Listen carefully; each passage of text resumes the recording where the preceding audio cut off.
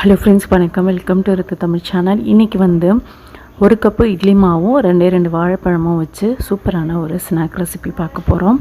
ரொம்ப ஈஸி. வாங்க எப்படி செய்கிறதுன்னு டக்குன்னு பார்த்துடலாம். 2 வாழைப்பழம் எடுத்துகிட்டு தோல் உரிச்சிட்டு இந்த மாதிரி ஸ்லைசஸாக கட் பண்ணி எடுத்துக்கலாம். நான் வந்து இந்த மஞ்சள் பழம் எடுத்திருக்கேன். நீங்கள் வந்து எந்த பழம் வேணாலும் எடுத்துக்கலாம். கடாய் வச்சுட்டு அதில் 1 டேபிள் ஸ்பூன் நெய் சேர்த்துக்கலாம். நெய் உருகுனதும் நம்ம கட் பண்ணி வச்சுருக்க வாழைப்பழங்களை சேர்த்து ஒரு 5 நிமிஷம் போல் நல்லா வேக வச்சுக்கலாம்.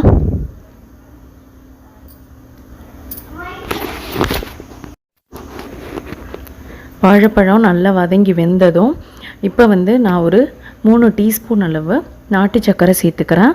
நீங்கள் வந்து ஒயிட் சுகர் கூட சேர்த்துக்கலாம். நாட்டு சர்க்கரை சேர்த்து இன்னுமே வந்து அந்த சர்க்கரை கரையிற அளவுக்கு நல்லா இதை வந்து மேஷ் பண்ணி வதக்கி எடுத்துக்கலாம். அடுத்து இது கூட ஒரு 3 டேபிள் ஸ்பூன் அளவு தேங்காய் துருவல் சேர்த்துக்கிறேன். அதையும் சேர்த்து எல்லாமே சேர்த்து நல்லா மிக்ஸ் பண்ணி வதக்கி எடுத்துக்கலாம். இந்தளவு நல்லா வதங்கின பிறகு இப்போ வந்து இதில் ஒரு 1/2 டீஸ்பூன் ஏலக்காய் தூள், 2 சிட்டிகை அளவு உப்பு சேர்த்து நல்லா மிக்ஸ் பண்ணிக்கலாம். இதையும் ஒரு 2 நிமிஷத்துக்கு நல்லா வதக்கிட்டு இப்போ வந்து அடுப்பை ஆஃப் பண்ணிவிட்டு இதை வந்து ஆற வச்சுக்கலாம். இப்போ இதை வந்து சின்ன உருண்டைகளாக உருட்டி எடுத்துக்கலாம். ஆறுனா வந்து நல்லா வந்து திக்காகிடும் நமக்கு. ஸோ அப்போ உருண்டை பிடிக்கிறதுக்கு நல்லா ஈஸியாக இருக்கும். நான் வந்து கொஞ்சம் பெரிய சைஸாக உருட்டிக்கிறேன். நீங்கள் குட்டியாக வேணும்னா கூட நீங்கள் சின்ன உருண்டைகளாக உருட்டி எடுத்துக்கலாம். இப்போ இது எல்லாமே உருண்டைகள் எல்லாமே உருட்டியாச்சு. அடுத்து 1 கப்பு இட்லி மாவு எடுத்து வச்சுருக்கேன். உப்பு போட்ட மாவு தான். உருட்டி வச்சுருக்க உருண்டைகள் எடுத்து இப்போ வந்து இட்லி மாவில் நல்லா டிப் பண்ணிவிட்டு ஆயிலில் போட்டுக்கலாம்.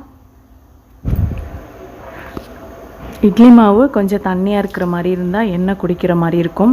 ஸோ நீங்கள் ஒரு இது போட்டு பார்த்துட்டு இன்கேஸ் எண்ணெய் குடிக்கிற மாதிரி இருந்துச்சுன்னா நீங்கள் 1 ஸ்பூன் அரிசி மாவு சேர்த்து மிக்ஸ் பண்ணிவிட்டு அதுக்கப்புறம் நீங்கள் வந்து டிப் பண்ணி ஃப்ரை பண்ணுங்கள். ஒரு சைடு வெந்ததும் அடுத்த சைடு திருப்பி விடலாம்.